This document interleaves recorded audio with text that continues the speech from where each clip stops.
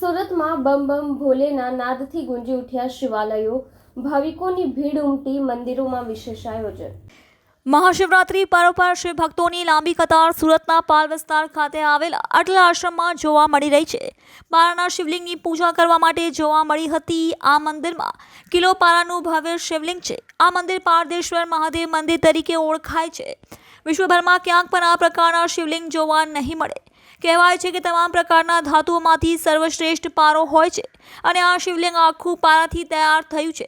કહેવાય છે કે અતિ દુર્લભ શિવલિંગ છે, જેના દર્શન માટે દેશ વિદેશથી ભક્તો આવે છે અને અતૂટ આસ્થા ધરાવે છે। મહાશિવરાત્રી પર્વ પર અહીં 1100 લીટર ઠંડાઈની પણ વ્યવસ્થા ભક્તો માટે કરવામાં આવી છે।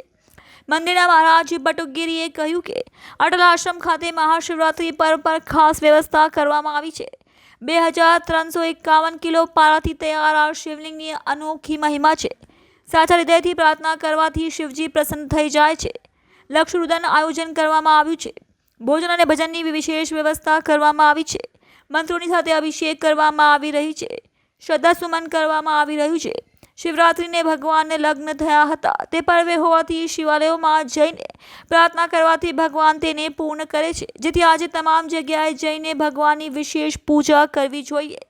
પારદ શિવલિંગની પૂજા કરવાના વિશેષ ફાયદા થતા હોય છે, જેથી આજના દિવસે ભગવાન પાસે માનતા કરવાથી પ્રાર્થના કરવાથી તે પરિપૂર્ણ અવસ્થા થઈ રહી હોય છે। ઓમ નમઃ શિવાય।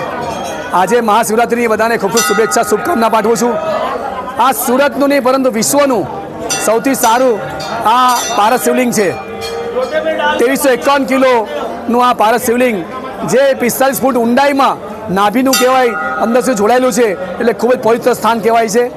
આ પારસ શિવલિંગના દર્શન કરવાથી દરેક ભક્તોની મનોકામના પરિપૂર્ણ થતી હોય છે। હું પણ વર્ષોથી અહીં અનુભવ કરતો રહ્યો છું અને એટલે જ આ પારસ શિવલિંગના હું કાયમ દર્શન કરતો હોઉં છું। આજે દેવને દેવ મહાદેવના આ ખૂબ સારો પર્વમાં આપણે સર્વ સાથે મળીને સમગ્ર ભારતનું પણ ભવિષ્ય ઉજ્જવળ બને અને ભારત વિશ્વગુરુ બને એવી આપણી મનોકામના ચોક્કસ પરિપૂર્ણ થાય એવા પ્રાર્થના કરવી જોઈએ।